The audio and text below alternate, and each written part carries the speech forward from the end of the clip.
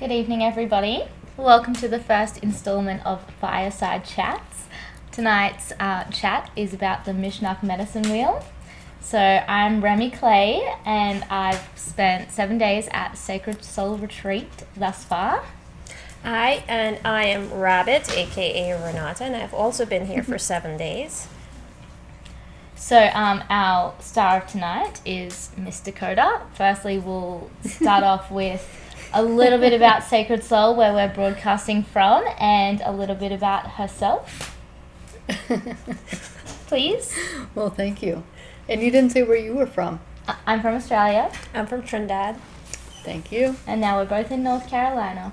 North Carolina. Living the dream. And we have our technical assistants tonight, Sandra, who's here from Brazil. Hello.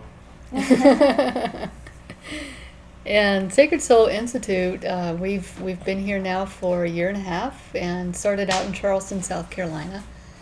And Amber Richardson and myself created this retreat as a place for people to reconnect to their soul divinity through nature and each other and through soul-inspired activities.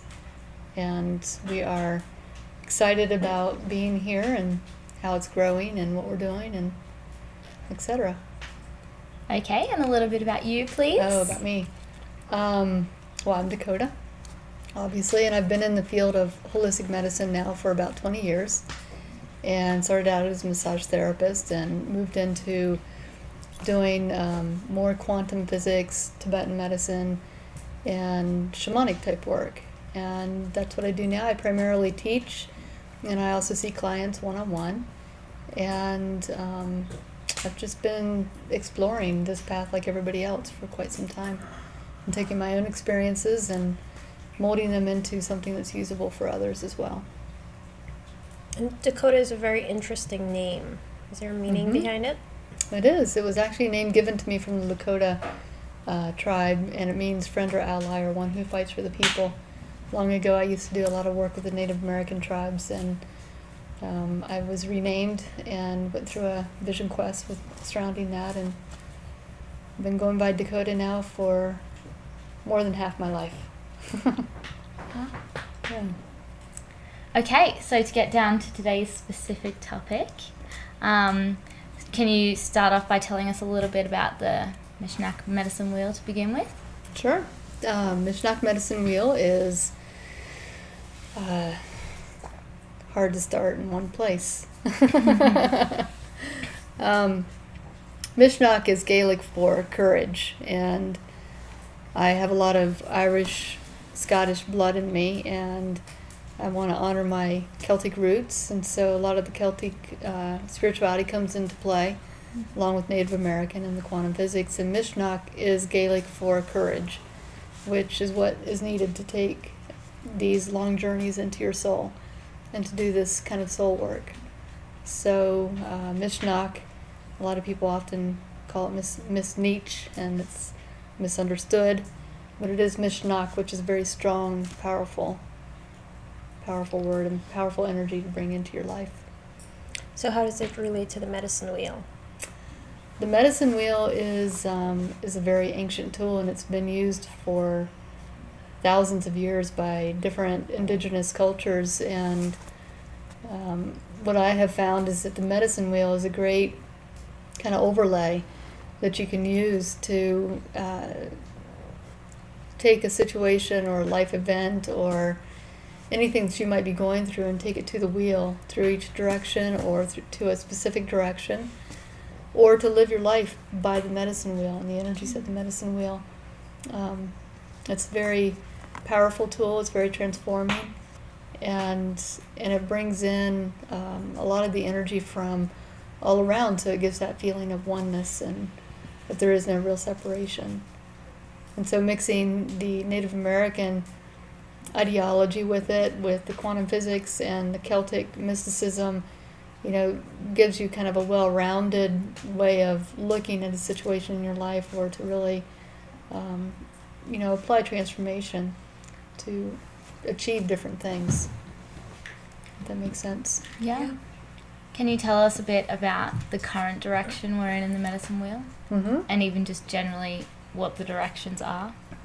Right now we're in the west direction, and the west began September 21st.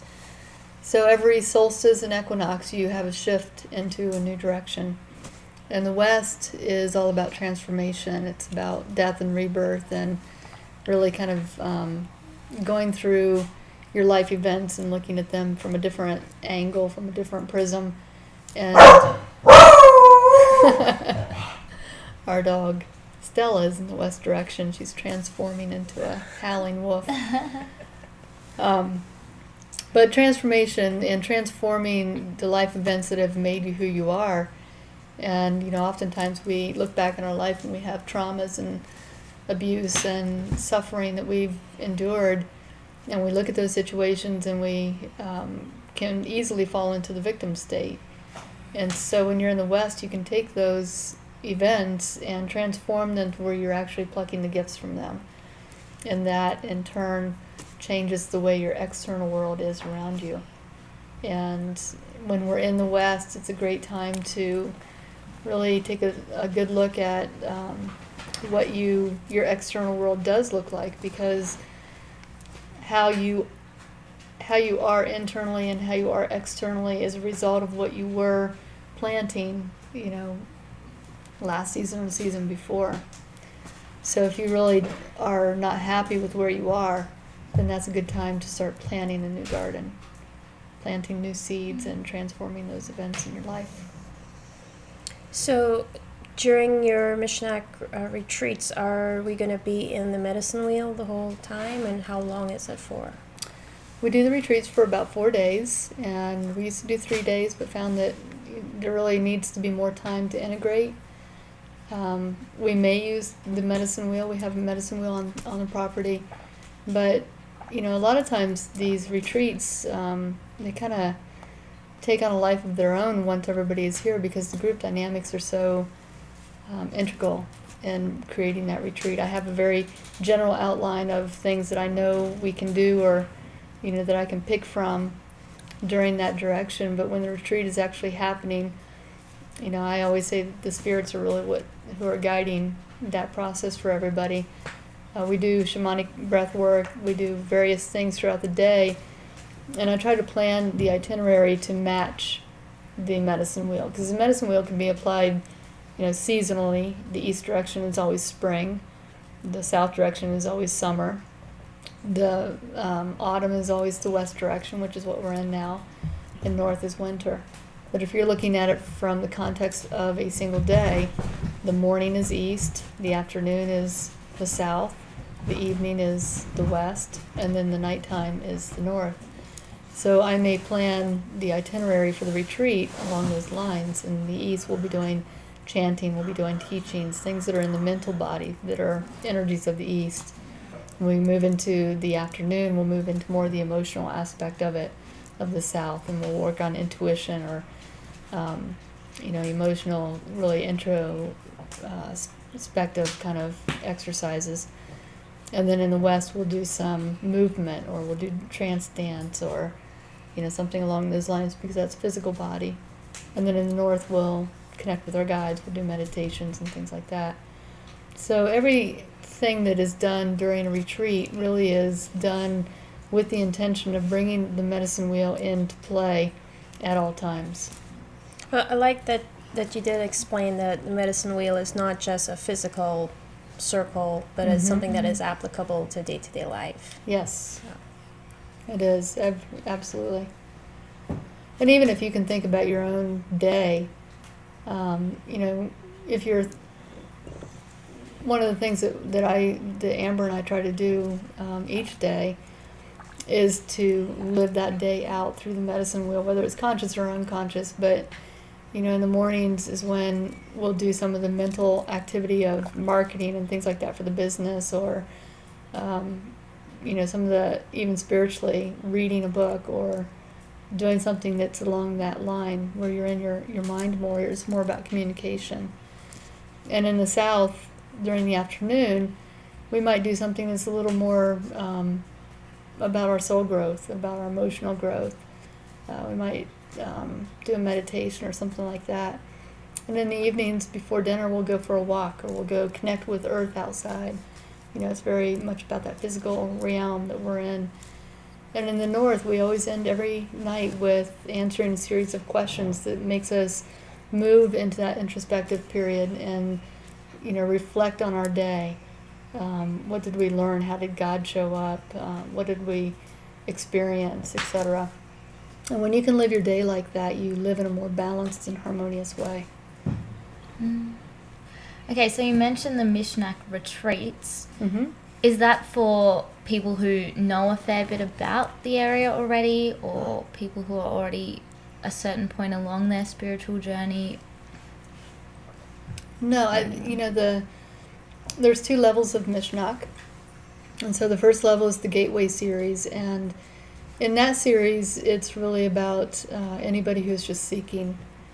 And, right now we're in a big transition in this earth, in this world. And people are really starting to step back from their third dimensional life and look at things like, it's just not right. They're not happy. The job isn't satisfying them anymore. Relationships are tumultuous and, etc. So they're seeking for something a little bit deeper and more meaningful.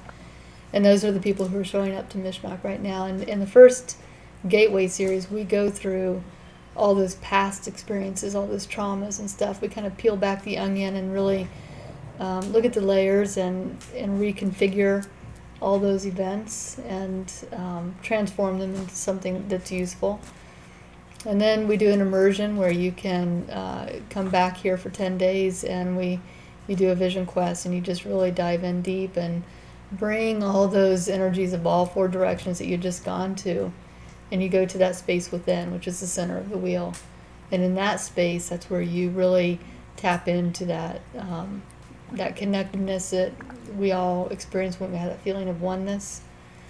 And then after you've gone through the Gateway series, we've got the initiation series, where we don't go to the past. We don't live there anymore. We really are in present moment, and we embody the 4th and 5th dimension, and we take everything that we had learned and all those energies from the different directions and really apply them to the right here, right now.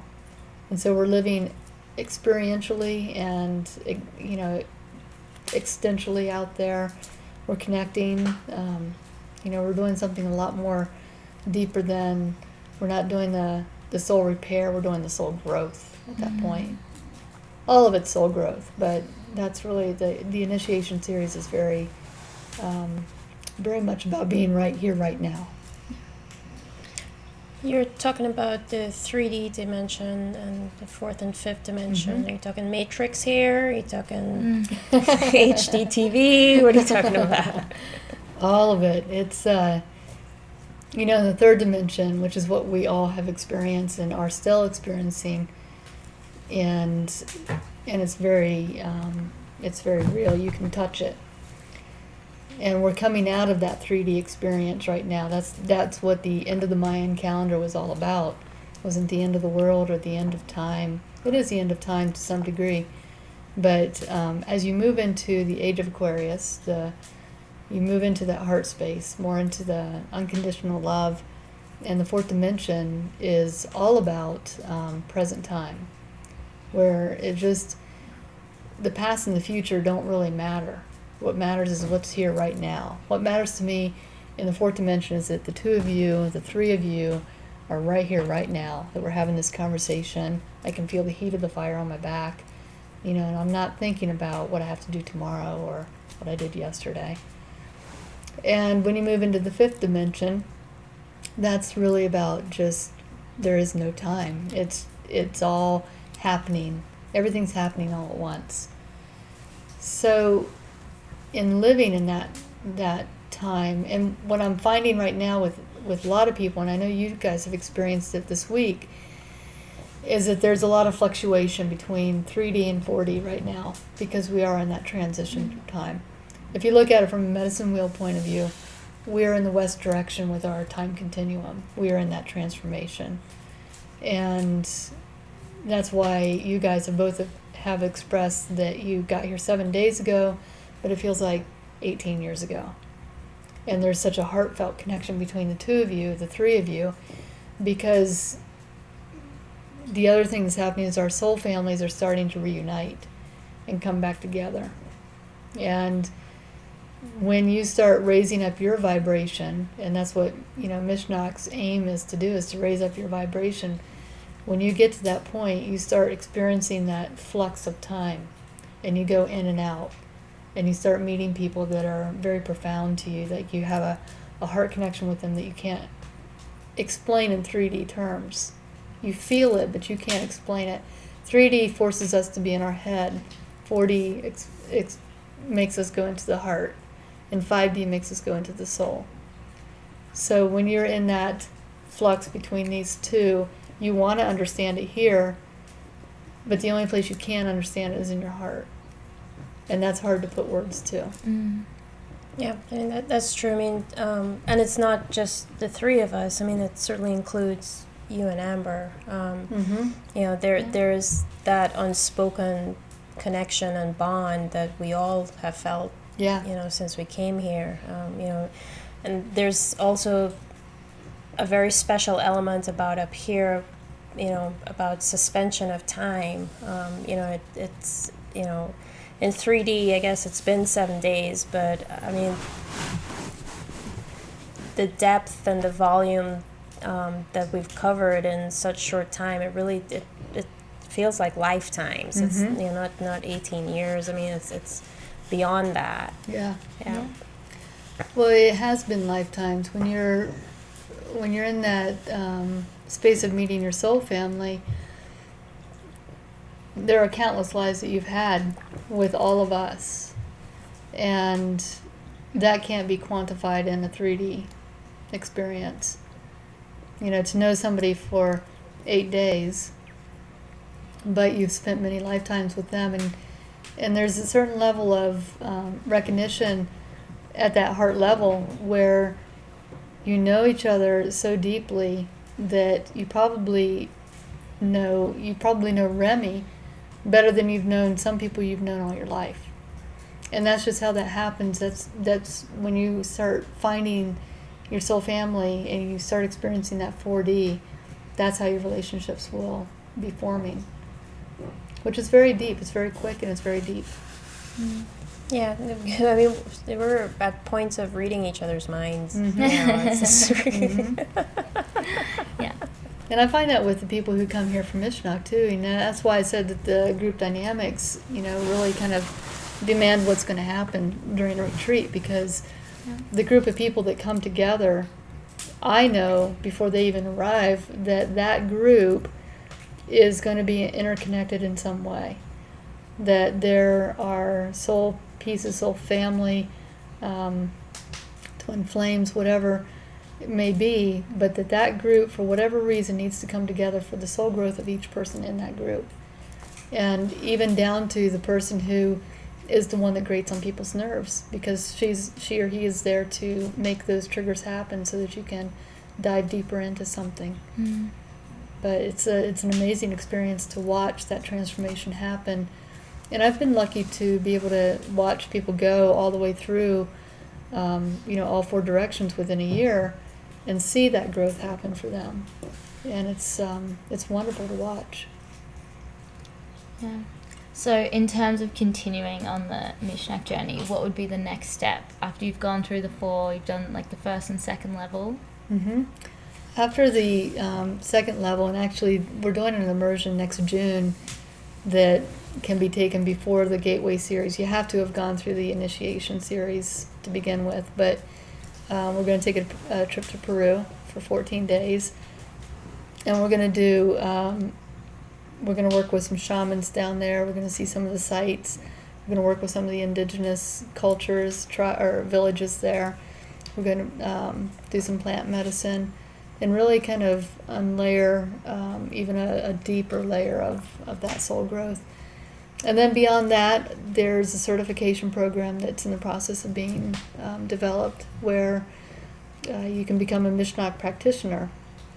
My goal is to train people to go out into their communities and take this work and help others through emotional integration, soul walks, things like that, things that I do with one-on-one with people.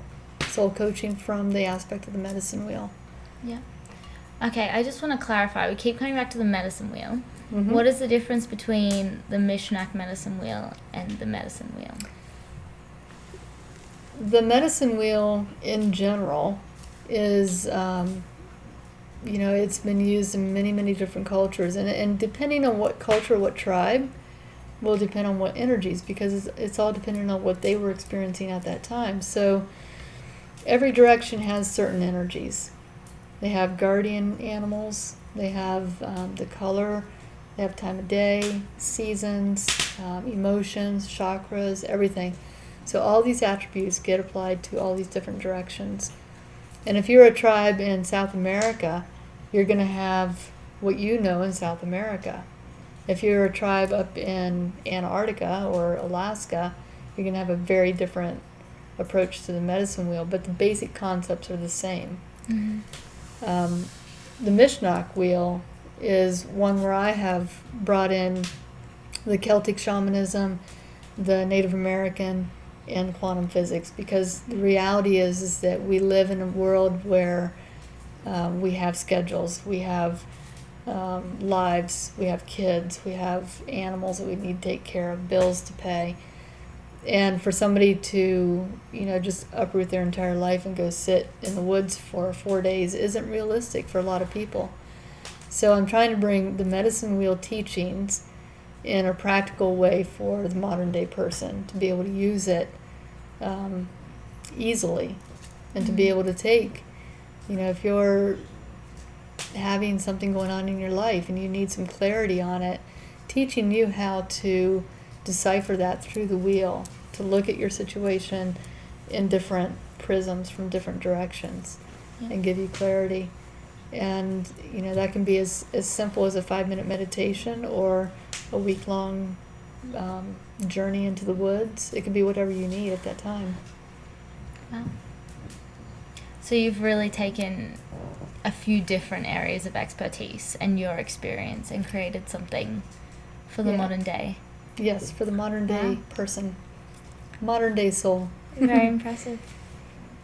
Well, we had the honor of experiencing one part of Mishnock, which was the shamanic breathwork. Mm-hmm. That was pretty profound, certainly transforming and keeping in the westerly direction. Yes.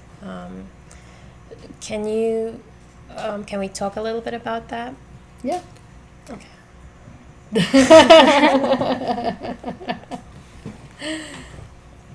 Well, I personally was completely new to the experience, and I thought it was very easy. I was very relaxed. You were there every step of the way. I thought it was like a very, very profound experience. Yeah. Good.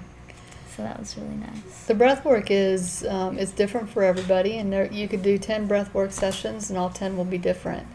And what you're doing is you're doing a certain breath that hyperoxygenates your brain, which transports you out of your conscious mind and into your subconscious, where you can experience reality in a different way. You kind of lose the 3D. I like to think of it more as you're leaving third dimension, and you're really moving into the fourth and fifth dimension through that altered state. And there's a number of things that can happen. You can visit past lives. You can have your guides come in and give you messages.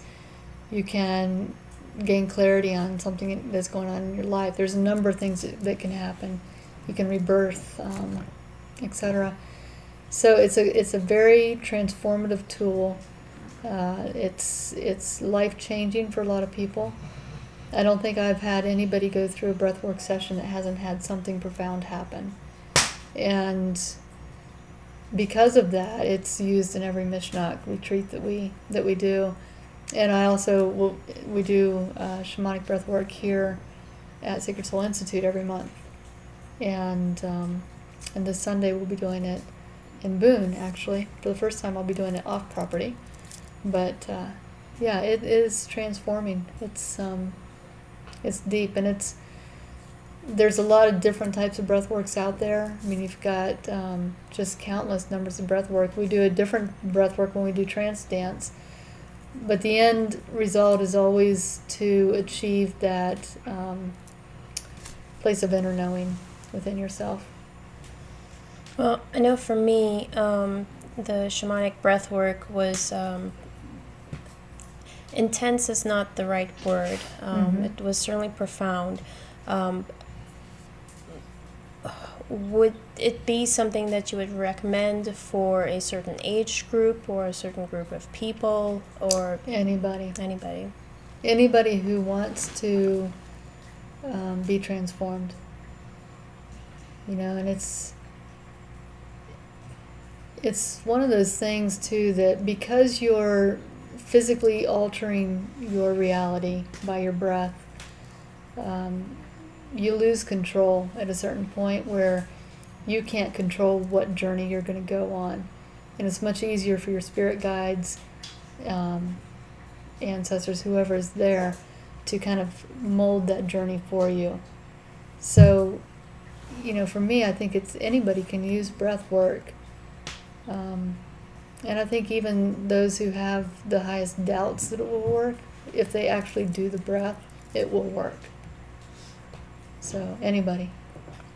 Yeah, I have to say, I was thinking that it wouldn't work. Like, I was too in my head. I was thinking about the room around me. I was thinking about everything. And I thought, being completely new to anything, even remotely like this, that it wouldn't work. But it was remarkably easy. I think it's, if anything, a good starting point for anyone who would like to kind of start on a spiritual journey. Yeah. It's a good way to start, I think.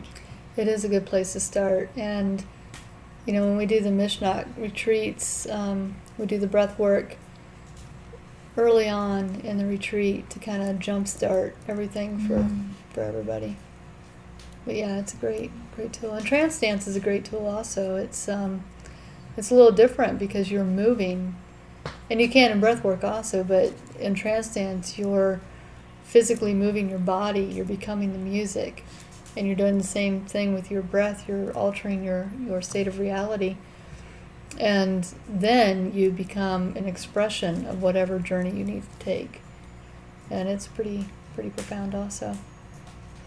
Oh, so other than the trance dance and the shamanic breath work, what else is involved during the retreat itself? It depends on which direction we're in, but in the north, we do a lot of introspective type activities. You're not usually doing exercises with each other, and not even really with a group, because it's the north is all about going within and hibernating and working with your guides. So all the exercises kind of reflect that feeling. When we go to the east, we work with sacred purpose. What is your purpose in life? And it doesn't mean, sacred purpose isn't about what your job is. It's about bringing your sacred purpose into everything you do. Your relationships, your home environment, the things you do around you for fun, I already said relationships, but basically every genre that's in your life, every thing that feeds you, your sacred purpose is pouring into it. We look at your thought patterns. What are you thinking? What are you telling yourself? What seeds are you planting? Because in the east, remember, that's springtime, and that's when we start sowing all those things that we want to reap in the west, where we are now. So if you want to create a life that looks like this, then you have to plant a seed that's going to create that. And then in the south, we do a lot of emotional work. And the south is very, very fiery. It's there's a lot of energy in the south. And emotions are the number one thing that we work on, and intuition is the other thing. And the west, we look at our timeline. I have everybody plot out their life on a big scroll of paper and list every event that they can remember that is significant in their life. And then we go through all those events and transform them.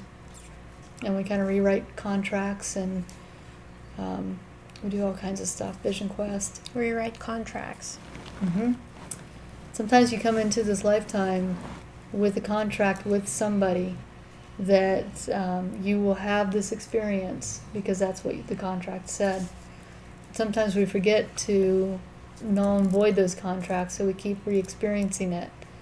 You know, you may have come into this lifetime and really, the last lifetime you had made a contract with somebody to experience pain, and you never ended that contract, and so you come into this lifetime with the same contract, and you experience it with, let's say, your father, and then you experience it within relationships, and then with your job, and so you keep having this reoccurring contract show up. There comes a point where you have to say, you know what, I'm done with this contract, I'm going to rewrite it. And then that's what we do. We sometimes we'll physically rewrite a contract. We'll do a lot of ceremony, a lot of ritual, to really, your psyche understands ceremony and ritual. Your mind may not. Your mind may put it off and say, well, that's just hogwash. But your psyche understands it. So we do a lot of ceremony around that, around contracts and burning contracts and making death and life arrows. We do anipis and all kinds of stuff. Anything that can transform you, we'll do it here. Yes. Okay, I think for a second, if we could just talk about the property itself, because Yeah. I think what I have been amazed by the most is that it's not just all those amazing things you listed. It's a very holistic experience. It's the amazing food that Amber cooks. Yes. It's the surroundings. It's what you've done with the property, all the very spiritual sites, the location itself and the mountains. So Yeah. I think, do you want to tell everyone about the property a little bit? It is amazing here, and you asked earlier if we have the retreats here, if we go other places, and I have to be honest that I really am biased in keeping the retreats here because I know this land now. And when Amber and I moved here, we both felt it, and that's what drew us here to begin with. And it's hard to match that in other places.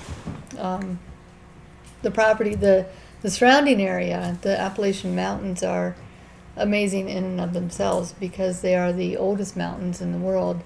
They, at one point were 26,000 feet high, which is the same size as the Swiss Alps. And, over millions of years, it's rounded itself off to these little nubs. And, where we're sitting right now, this house is sitting on rock that was at one point in the middle of a mountain. And to me, that is just mind-boggling. It's very, it's like you're at the soul of the earth, almost. And the New River, which is just a couple of miles from us, is the third oldest river in the world, thanks to you doing all the research. And older than the Nile River, which is pretty profound to me. I think they need to rename it. It's not the New River. But so that, we have that energy going on right here in this area, and with that amount of ancient history, then you can't help but to feel the land being such an integral player in these retreats and what people experience when they come here. When we do retreats, people hear Native American drums and flutes and voices in the woods, and they always come back and were you out there drumming? And no, I wasn't. And they're just amazed that I wasn't out there drumming, because to them it's very real, and it is real. It's the real energy that's happening here, and tons of wildlife and stuff. But and that's the land itself. And then when Amber and I came here, our whole goal was to help people reconnect to nature, and what a better place to do it than here. And and really to bring people back into all their bodies, their mental bodies, spiritual, physical, and emotional bodies.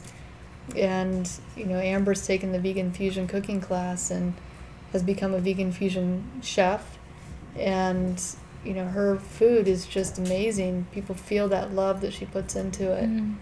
And that combined with the yoga training she's doing and all the stuff that I'm doing, we're really trying to really well balance what we offer here to hit all of those different bodies.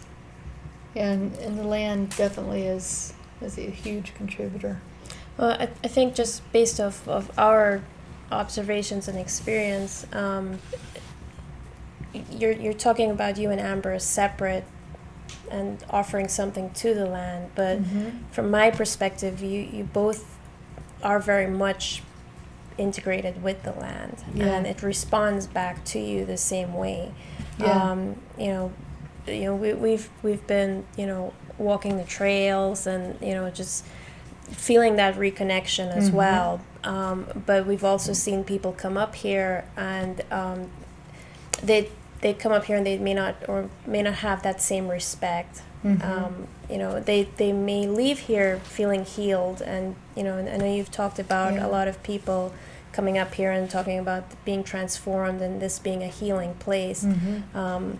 But I think it is really important that that both of you are here and having that respect and connection first and foremost for every living thing, every energy that's on this property. Yeah. So yeah. Yeah, it's I definitely feel like it's like the marriage of us and the land and all of it coming together and supporting each other. We're making the cob structure, which you guys are a part of, down by the creek, and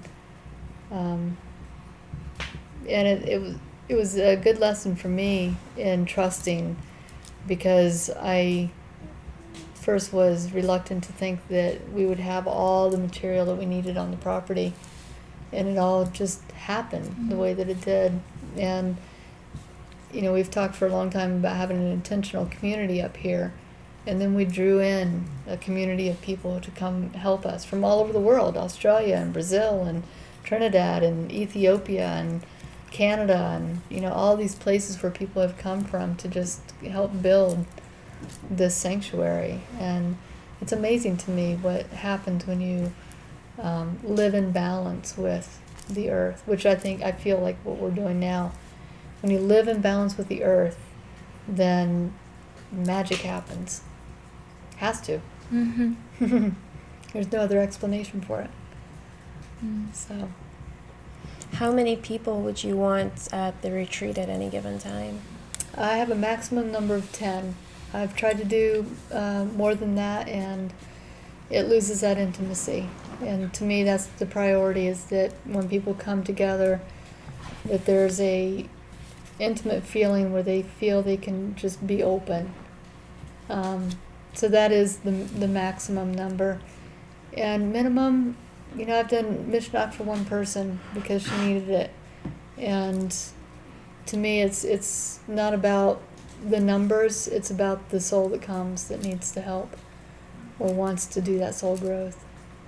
So I do a lot of one-on-one sessions with people, both remotely and by coming here and doing personal retreats. And then I also do the online classes that can reach hundreds, and I do the small gatherings that reach 10. But at some point, whoever needs it will find an avenue. I was amazed, particularly, you mentioned the time warp that goes on here a little bit, which I've definitely experienced a lot every day. I was amazed by how quickly other people really just became a part of the whole community and felt the change. Like, we've seen people come through within 48 hours and say, like, this is the best part of my, my 5-month training, or this, like, I already feel my body has been nurtured, and the food and the surroundings, and it's just like, it happens very quickly, which I think is very impressive, especially, like you were saying, modern day. Like, people probably don't think it can happen in a weekend, but it can. It definitely makes a difference. It can. Yeah.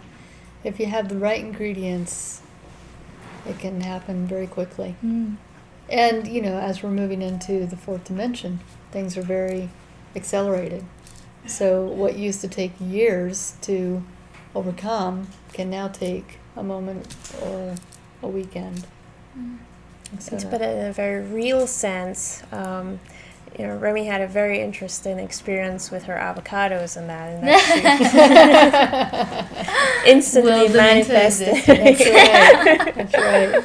Here at Sacred Soul Institute, you want something, we are here to please. It's there. It's there. Yeah. Yeah. Well, thank you guys for asking such great questions and being interested. That's the first part of any kind of soul growth. It's just having an interest and an awareness and seeking to know more, to feel more. So I appreciate you guys being here this week and being in many lifetimes with me. Mm-hmm. Thank you for your answers. You're Very, welcome. very insightful. Good. And we'll do another fireside chat maybe in 3 weeks or so. If you're still here, we'll do a fireside chat with you. See where we end up. Yeah. Mm-hmm. Thank you. Okay. Thank you. Appreciate it. Thank you. And thank everybody out there. Thank you for Thank you. watching.